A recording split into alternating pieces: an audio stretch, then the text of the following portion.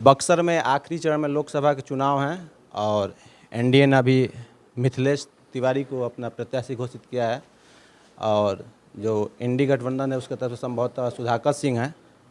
और चुनाव से पहले एक बक्सर में एक बहुत नाम चर्चा में आया था, आनंद मिश्रा, जो कि असम में लखीमपुर जिला में एसपी के पद पर थे।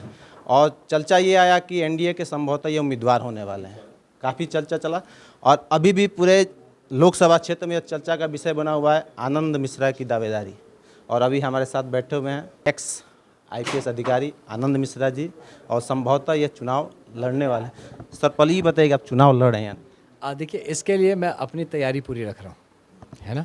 मेरी पूरी तैयारी अपनी तरफ से है और इसलिए है ज़्यादातर क्योंकि मैं पहले से ही काफ़ी ज़्यादा ज़मीन पे काम कर चुका हूँ और मैं काफ़ी लोगों से घुल मिल गया हूँ, लोग मुझसे घुल मिल गए हैं। तो अभी मेरा बैकआउट करना उनको धोखे जैसा लग रहा है। अगर जैसे मैं किसी को ऐसा कह दूँ तो उनको लग रहा है कि यार मतलब ये धोखा कर दिया आपने। तो वो भी बात है। दूसरा, मेरे अपनी आइडेंटिटी की भी साख है ना, मेरी भी तो अपनी आइडेंटिटी है। तो इन दोनों को बैलेंस करने के लिए मुझे इस यहाँ बने रहना ज़रूरी है और इसलिए मैं अपना संपर्क जो कार्यक्रम है वो मैं तेज़ रखा हूँ और बीच में मैं और भी बहुत सारे कार्यक्रम लेने वाला हूँ या करने की कोशिश करूँगा, जो कि बहुत छोटे लेवल पे होंगे, कोई बहुत बड़ा नहीं होगा। लेकिन जैसे जैसे वक्त अभी हमारे पास है, हम देखते हैं कैसे क्या बनता है, उस हिसाब से हम फैसला मतलब दावेदारी की घोषणा में इंतजार क्यों, मतलब एनडीए से भी संभावना हो सकती है क्या अभी? ऐसा नहीं, कोई घोषणा नहीं, ये दावेदारी मत कहिए। मैं तो यही कहूँ, मेरा क्या दावेदारी, मैं तो इधर ही का ही हूँ। मैं थोड़ा बाहर से आया हूँ कि मैं दावेदारी करूँगा, ये तो मेरा ही है। हाँ, इसमें दावेदारी तो वो करता है जिसका नहीं होता है, तो मेरा ही है ना। तो इसीलिए ये जनता की दावेदारी होगी। मैं जनता का होके जैसा है अभी, अगर कोई सच में ग्राउंड में आके सर्वे करे, सच में आके, है ना, वो फ़ोन कॉल करके और सिर्फ अपने अपने लोगों के बीच में अगर घूम के चला जाए कि आप हमसे पूछने आए तो सब अपने ही लोगों को घेरवा के बिठा दिए, तो मैं ये चीज़ नहीं यकीन। मुझे पता है पहले बहुत लोगों ने कहा है कि भाई ऐसा हो रहा है, आप अपने लोग भेज दीजिए। बोले भाई साहब, जो है वो सब अपने लोग हैं। अगर कोई मेरे बारे में नहीं बोलता तो ठीक है, उसका भाव है।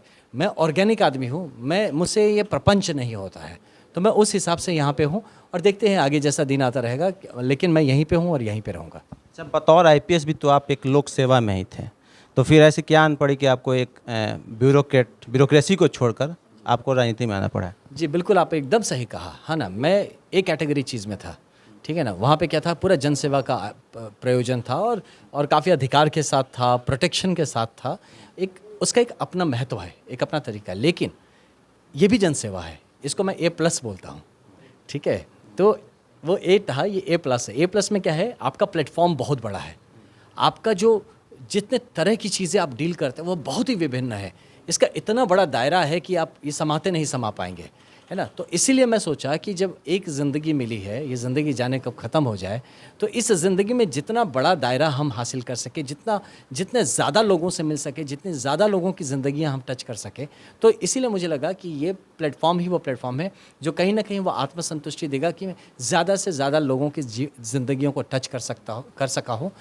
और उसके से भी बड़ा ये बात था कि मैं अपना कार्य क्षेत्र अपने गृह क्षेत्र को बना लिया हूँ, ये जो कि वहाँ पॉसिबल है। वहाँ फिर आप डिपेंड करते हैं 2 साल यहाँ 2 साल वहाँ, आपका ट्रांसफ़र होता रहेगा। लेकिन यहाँ पे इसलिए मैं ज़मीन पे जुड़ के काम भी करना चाहता था, तो ये दोनों का इतना अच्छा मैचिंग हुआ।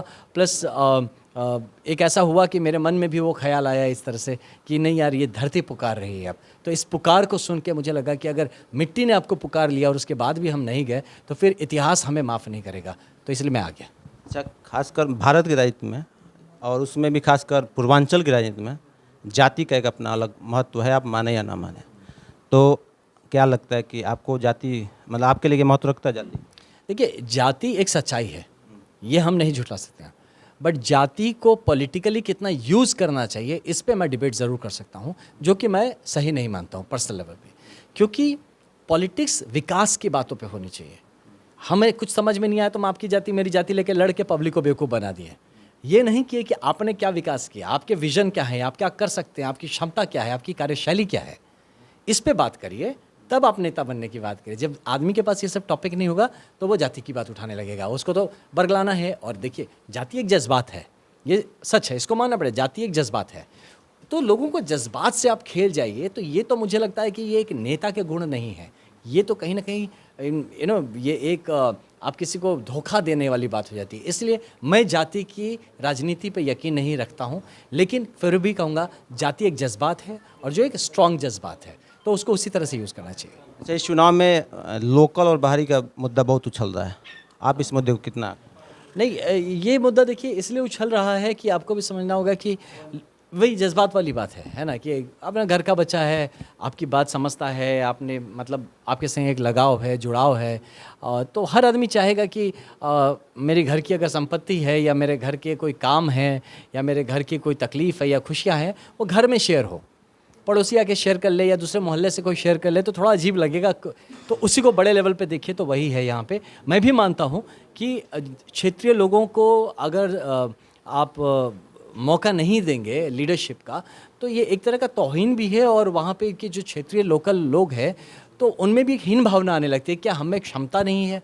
तो ये एक बात है। दूसरी बात, बहुत लोग कहते हैं कि भाई किसी ने वहाँ पे काम किया है इसलिए उसको दिया जा रहा है, तो हमारे लोग भी तो और जगह जाके काम करते हैं, तो उनको भी और जगह दिया जाए।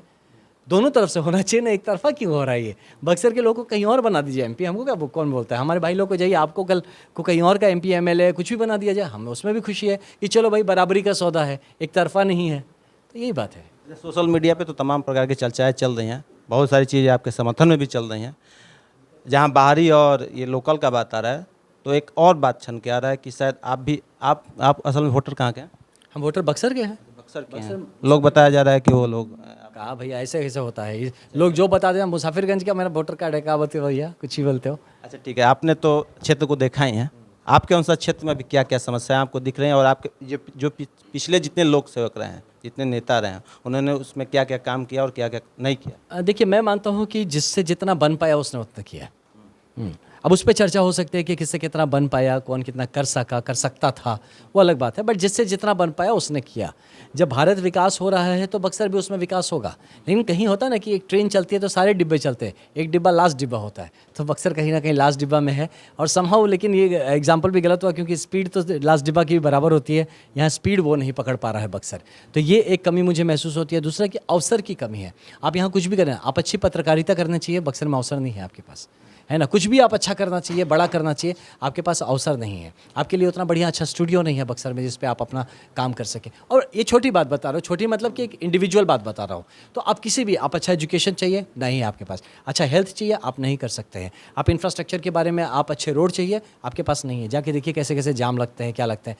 तो बहुत सारे वादे हुए हैं, बहुत सारे इरादे व्यक्त किए गए हैं, लेकिन ग्राउंड पे वो दिखा नहीं। तो मुझे ये लगता है और यहाँ के लोगों को लगता है कि क्योंकि मेरा घर यहाँ है ना, तो मुझे जब जाना पड़ता है घर, तो गोलंबर में मैं रोज़ 2 घंटा 3 घंटा जाम में फंसता हूँ। तो मेरा घर है, मुझे आना पड़ता है वहाँ पे, तो वो तकलीफ़ को मैं समझता हूँ क्योंकि मैं यहाँ का हूँ, ये जो आपने कहा था। तो मुझे जल्दी है कि उस गोलंबर के जाम को कैसे छुड़ाया जाए, कैसे वहाँ पे फ्लाईओवर की ज़रूरत है, और ऐसे विभिन्न बहुत सारी। मैं जानता हूँ कि मेरे बहुत सारे ऐसे लोग हैं, मेरे रिलेटिव्स हैं, जो कि बहुत छोटी छोटी ऐसी बीमारियों से मर गए हैं जो कि मरने के कारण नहीं बन सकता था। तो वो एक पर्सनल तकलीफ़ है मेरा, है ना। तो जिसको मैं उसको पूरा करना चाहूँगा, मेरे घर का और किसी के साथ ये ना हो। ऐसे मेरे घर के जो बच्चे हैं या जो हमारे क्षेत्र के बच्चे हैं, वो जब उनकी पढ़ाई लिखाई की बात आती है तो उनको हमें अपने से दूर भेजना पड़ता है। यहाँ पे अच्छा स्कूल नहीं है, कॉलेज नहीं है, वो इंजीनियर बनना है, डॉक्टर बनना है, यहाँ पे फैसिलिटी नहीं है। अच्छा, आपकी पढ़ाई है, मेरी पढ़ाई भी कलकत्ते हुई है। सोचिए आप, ये सोचिए कितनी दुर्भाग्य की बात है कि मेरा शहर मुझे पढ़ा नहीं सका। मुझे मेरे पिताजी को नौकरी नहीं दे पाया जो इंजीनियर बने अपने गांव के पहले, और उनको जाके हिंदुस्तान मोटर्स में काम करना पड़ा। मैं सेंट ज़ेवियर्स कॉलेज कलकत्ता से पास आउट किया हूँ। आज जैसे आज बच्चों को अपने बाहर भेजते हैं, सेंट ज़ेवियर्स कलकत्ता देश का एक one of the best colleges में से आता है, मैं उससे पढ़ाई हुई है। अच्छा, आध्यात्मिक तौर पर देखा जाए तो भगवान श्री राम की शिक्षा इसलिए भी बक्सर ही रही है, और आज के समय में यहाँ की शिक्षा जो व्यवस्था है, बिल्कुल मतलब आप उसको निगेटिव मान सकते हैं। कुछ है ही नहीं, बस डिग्री की पढ़ाई है। अगर आप यहाँ के सांसद बनते हैं तो आप क्या बदलाव लाना चाहेंगे? बदलाव देखिए, मेरे पास बड़ा ही विस्तृत प्लान है। मैं इस प्लान पे करीब 2017 से काम कर रहा हूँ, आज से नहीं काम कर रहा हूँ। 2017 से मेरे बहुत सारे मित्र हैं जो कि डेवलपमेंट स्टडीज़, है ना, डेवलपमेंट इकोनॉमिक्स, पॉलिसी मेकिंग पे ऑलरेडी पढ़ाई कर चुके हैं, या कुछ है कि जो जूनियर्स है वो कर रहे हैं। इन सब का हमने ऑलरेडी टीम बनाया है। हमने हर एक एस्पेक्ट पे अपने एक एक कंपोजिट प्लान्स बनाए हैं जो कि हम सेक्टर वाइज भी बनाए हैं और एक कंपोजिट प्लान भी बनाए हैं कि जो सब मिला के वो ओवरऑल सर्वांगीण विकास कैसे हो सकता है और सिर्फ यहाँ का नहीं, उसका इन्फ्लुएंस आसपास वाले जिलों और आसपास वाली जगहों पे भी क्या होगा। तो इसका हमारा मॉडल रेडी है, जब वक्त आएगा मैं उस मॉडल को भी आपके साथ शेयर करूँगा। एजुकेशन रिलेटेड मेरा बहुत ही प्रोग्राम है, स्पेशली जो बुनियादी शिक्षा को हम किस तरह से बेस्ट बना सकते हैं, वहाँ से लेके हाईएस्ट एजुकेशन जो कि एट द लेवल्स ऑफ जो बेस्ट आपके मेडिकल या इंजीनियरिंग की पढ़ाई हो या अदर टेक्निकल एजुकेशन हो और भी विभिन्न टाइप, उन सब का प्रोविजन हमने हमारे दिमाग पे ये चीज़ रखा है। Not only that, even sports related studies हम क्या करेंगे, इससे भी रिलेटेड है। एक ओवरऑल एजुकेशनल इन्वायरमेंट कैसे बेहतर क्रिएट कर सके, इसमें कॉम्पिटिटिवनेस बच्चों का क्या है ना, सिर्फ आपका एजुकेशन बड़ा होना नहीं, आप में एम्प्लॉयबिलिटी, आप मतलब होता है ना कि एम्प्लॉयमेंट तो हो मिले ही, मतलब इसमें पढ़ाई करके आप एम्प्लॉयबल भी रहे, मतलब आपकी पढ़ाई का वो स्टैंडर्ड रहे कि आप नौकरी पाने भी लायक हैं। नहीं तो बहुत सारे लोगों के पास डिग्री है लेकिन आप वो नौकरी करने जाएंगे तो लोग छट जाते हैं वहाँ पे। तो इस लेवल की पढ़ाई का हमने काफ़ी कुछ सोच रखा है। अच्छा, देश में एक भ्रष्टाचार बहुत अहम मुद्दा है और आप जिस पद पर रहे हैं, खैर एक सिपाही भी हो, मतलब ऐसा कहा जाता है कि जो सरकारी नौकरी में लगभग भ्रष्ट ही होता है। मतलब ऐसे गिने चुने ही देश में आईएएस और आईपीएस होंगे जिन्होंने भ्रष्टाचार का पैसा न छुआ हो।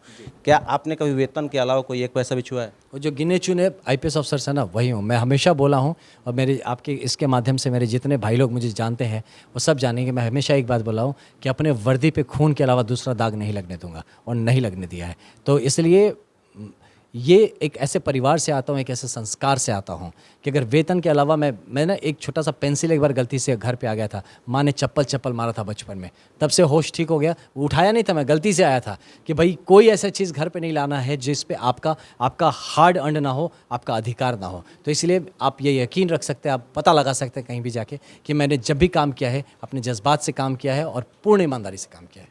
अच्छा, एक आखिरी बात, आमतौर पर कोई नौकरी किसी की लगती नहीं है और जिसकी लग जाती है वो छोड़ता नहीं है, और अगर एक यहाँ मतलब एक प्यून को भी नौकरी छोड़ दिया जाए तो घर में इज्जत नहीं मिल पाता उसके बाद। आपने एक आईपीएस की नौकरी छोड़ी है और लगातार आप समाज में घूम रहे हैं, अभी तक एक भी आदमी मिला ऐसा, चाहे कोई भी आदमी औरत कोई भी, जिसने कहा कि क्या बेकार काम करता रहे यार? हाँ, मुंह पे तो नहीं बोला है, पीछे बहुत बोल रहे, पता है मुझे, मुंह पे कोई नहीं बोला है। और वो बोलेंगे जब तक कि मैं स्थापित ना कर दूँ खुद को। और मेरा सफल होना बहुत ज़रूरी है मेरे भाई, पता है क्यों? क्योंकि यहाँ मेरी साख नहीं है। हर वो पढ़ा लिखा आदमी, हर वो अच्छा आदमी, हर वो जज्बाती आदमी जो अपने देश के लिए कुछ करना चाहता ना, मैं अगर फेल हो गया ना, कोई आगे बढ़ के अच्छा आदमी नहीं आएगा। इसलिए मेरा सक्सेसफुल होना बहुत ज़रूरी है, इसीलिए मैं इस लड़ाई में बना हुआ हूँ और मैं अच्छे से इस पर बना रहूँगा और काम करूँगा। हम रहेंगे, टिके रहेंगे, तभी अच्छे लोग आएंगे इस समाज के लिए काम करने के लिए। कि आनंद मिश्रा वापस वर्दी पहनने का आपके पास ऑप्शन अभी है क्या?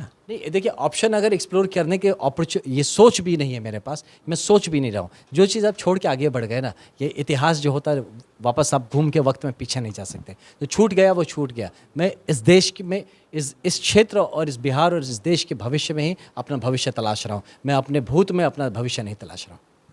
हमारे माध्यम से आप दर्शकों को, श्रोताओं को क्या मैसेज? नहीं, मैं सबको यही कहना चाहूँगा, अभी मैंने किसी और को कहा कि देखिए हमारा बिहार सर्वश्रेष्ठ बने, हमारा भारत, जब भारत सर्वश्रेष्ठ बनेगा बिहार सर्वश्रेष्ठ बने, और बिहार खुद से सर्वश्रेष्ठ नहीं बनेगा। बिहार तभी सर्वश्रेष्ठ बनेगा जब बिहारी सर्वश्रेष्ठ बनेगा। तो खुद को सर्वश्रेष्ठ बनाएं। आप जिस भी फील्ड में हैं, आप जो कर रहे हैं उसमें बेस्ट बनने की कोशिश करिए। एक जीवन श्रेष्ठ जीवन का एक विचार लेके मैं चलता हूँ। मैं चाहता हूँ कि अगर अपना के देखिए, जीने का अलग ही मज़ा आएगा। चलिए, आपने अपना कीमती समय दिया, इसके लिए बहुत बहुत धन्यवाद। धन्यवाद भैया। तो ये थे एक्स आईपीएस अधिकारी आनंद मिश्रा जी। हमारी शुभकामनाएं इनके साथ हैं कि जैसे इन्होंने बतौर एसपी, बतौर एक वरिष्ठ पुलिस अधिकारी जैसे इन्होंने क्षेत्र की सेवा की है, वैसे इनको यह भी मौका मिले कि यह एक जनप्रतिनिधि होने के नाते देश का, क्षेत्र का कुछ विकास कर सकें।